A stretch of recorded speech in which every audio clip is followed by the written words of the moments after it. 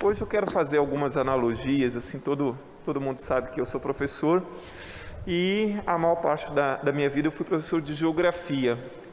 Então, a geografia, como diz o grande pensador Edgar Morin, a geografia talvez seja a área mais interdisciplinar entre todas as áreas, porque ela envolve conhecimentos de sociologia, de filosofia, de história, de biologia, de física, de química, de matemática, enfim. Então, por isso, seria muito interdisciplinar. Como professor de geografia, principalmente, trabalhando geopolítica, eu passei grande parte da minha vida estudando, obviamente, as políticas brasileiras e a política internacional, porque não há como você ensinar nada na sala de aula se você não entender como funcionam as políticas, tanto internas quanto externas. E eu estava ali comentando agora com as assessores aqui do plenário, que nós estamos numa época em que às vezes você observa, você olha o que está acontecendo e dá um desânimo em relação ao futuro, porque parece que nós estamos regredindo, que o pensamento está regredindo. Nós vemos, tanto no Brasil como fora do Brasil, um aumento de um discurso que despreza a democracia, que despreza as instituições e os poderes, tanto internos quanto as instituições internacionais e a ordem política internacional também. Então fica parecendo que nós carecemos de um conhecimento da história da humanidade. Nada daquilo que nós vivemos hoje caiu do céu. Tudo se deu a duras penas, a muita luta de muita gente sofreu, morreu, para que a gente chegasse onde nós chegamos. O nosso sistema, por exemplo, os poderes, as instituições, elas têm falhas, muitas falhas com certeza. E nós precisamos lutar permanentemente para que elas sejam aprimoradas.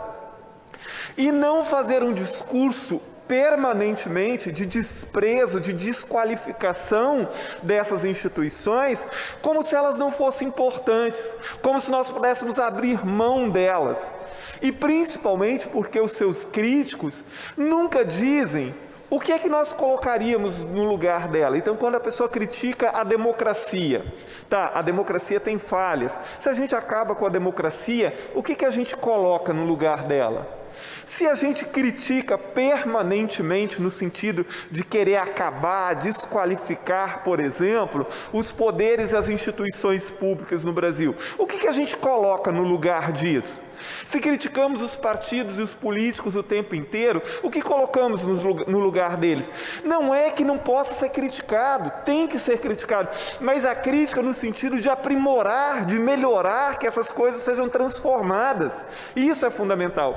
E em nível internacional também, nós estamos acompanhando agora a eleição nos Estados Unidos, e a meu ver, a derrota do Donald Trump seria muito bom para o mundo, na verdade, porque ele é uma dessas figuras internacionais que despreza a política internacional e os seus órgãos.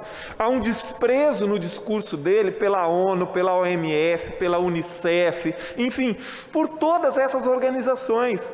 Então parece-me que falta um conhecimento, assim, essas instituições e a ordem internacional que se construiu a partir da Segunda Guerra Mundial, obviamente que tem falhas. A ONU tem muitas falhas, a OMS tem muitas falhas, a Unicef, a OMC, enfim, todos esses organismos internacionais que dão suporte a algum equilíbrio internacional, é óbvio que eles têm problemas. E precisam ser aperfeiçoados, e para isso precisamos de líderes mundiais, de projeção e de relevância, que ajudem a reformar essas instituições, que ajudem a aprimorá-las, que tornem-as mais efetivas e melhores para o mundo do que elas são, e não um discurso de desqualificar e enfraquecer essas instituições, porque se é ruim com elas, muito pior sem elas, com certeza. Muitas vezes a ONU não conseguiu, só para concluir, presidente, muitas vezes a ONU não conseguiu, por exemplo, impedir que uma guerra começasse no Oriente Médio, na Ásia ou na África. Mas caso ela não existisse, tanto pior seria. A gente vê que organismos da ONU, como a Cruz Vermelha, a Unicef, por exemplo, muitas vezes são as primeiras a chegar nos rincões do mundo a prestar socorro para as pessoas mais pobres, para os mais sofridos, para aqueles que estão necessitando de ajuda. Então, assim, nós não podemos cair nesse discurso fácil de desqualificar todas as organizações internacionais e nacionais, como se nós pudéssemos prescindir delas. Nós precisamos melhorá-las, fortalecê-las, para que elas possam ser muito mais efetivas do que são.